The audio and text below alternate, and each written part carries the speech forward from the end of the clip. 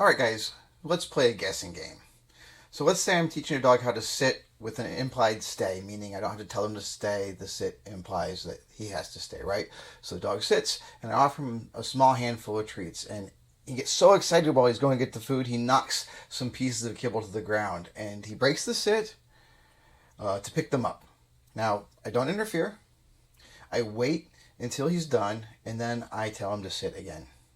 Now, what do you think is going to happen the next time he knocks food out of my hand? What's your prediction? What about the next time after that? And the one after that? What about 50 times down the line? Now, if you've already done this, you know the answer. But if you don't know, if you haven't done this, I think your answer is going to depend largely on how you think about training in the first place. But so there's a piece of wisdom in training that says what you allow will continue. And the idea is that if the dog is doing something that you don't like and you don't step in to change it, it's just going to keep going, right?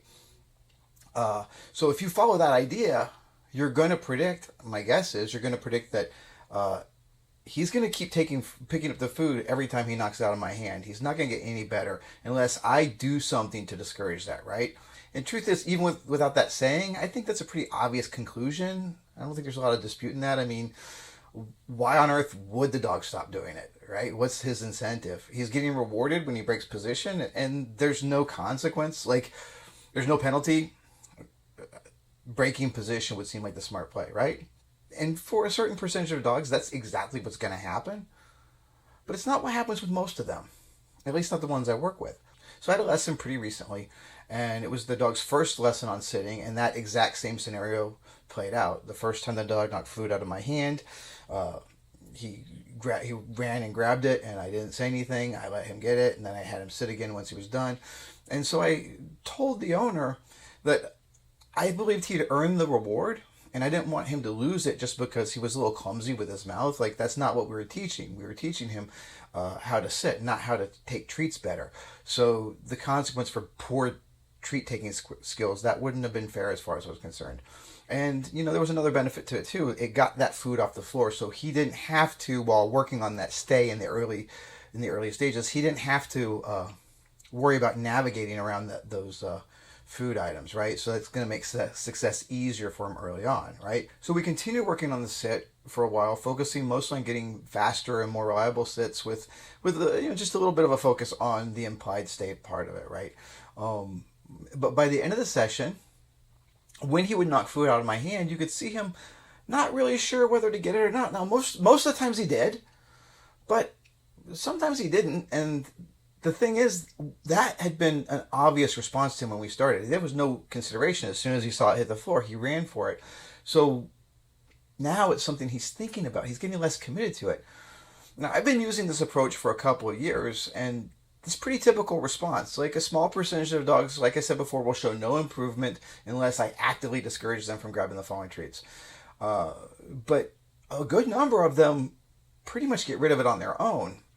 And there's some that kind of end up in the middle where they're less likely to grab the treats, but they never give up entirely unless we do something a little bit more direct. But that's not what should happen based strictly on the rules of conditioning the way we normally think about them. So the fundamental issue with what you allow will continue is that it begins with an assumption about the dog's motives, which I think is often untrue. The idea is that the dog doesn't care about getting it right unless we make them care about getting it right. So a treat that comes sort of against the rules is just as valuable as the one that they earned, and some would even suggest that the one that they got against the rules is even more rewarding because they're getting away with something. So there's an assumption that the dog is enjoying the challenge of trying to get away with something, trying to get away with disobedience. But what if we offer them a different challenge, one that we approve of? Now, if the relationship is healthy and all other things being equal, the challenge we support should be preferable to the one that we disapprove of because the dog wants to keep the relationship healthy, right? So I think getting the dog to buy into the game we want to play is a big piece of the puzzle. While I'm not reprimanding him for picking up the treats, I'm also not cheerleading him, right? I don't encourage him. My response is neutral.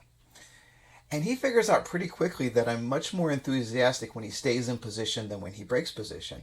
And he wants to keep that enthusiasm because he values the relationship, right? So I think that's a big part of it. But I think there's maybe another thing at work here that's sort of hiding in plain sight.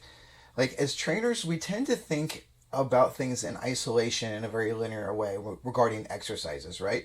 So I described a scenario where the dog learns it's okay to break position to retrieve a lost treat. But that's not the whole picture of the dog's training. I'm using food as a distraction in other contexts. I'm building overall stability in the sit position with other distractions. I'm working with lots of other distractions. I'm telling the dog specifically to not pick up food he drops in other scenarios. And he's learning to hold position when he's tempted by the environment. He's learning to ignore food and other duration behaviors like heel.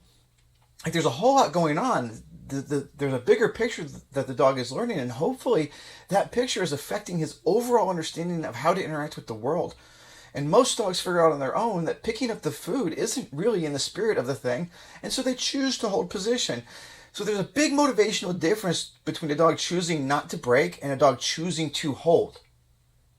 Right? It's like the difference between trying to win and trying not to lose.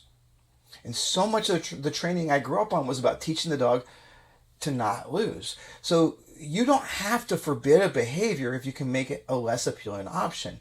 The mistake is thinking that the only way to make it less attractive is to make the result unpleasant. But we don't have to do that. We can add value to the other stuff and build the habit of the dog making better choices in other circumstances. All right? So that's just something to think about. Let me know what you think. Hit that like and subscribe button if you like. I would appreciate it. And that's it for now, guys. We'll see you next time. Thanks for watching.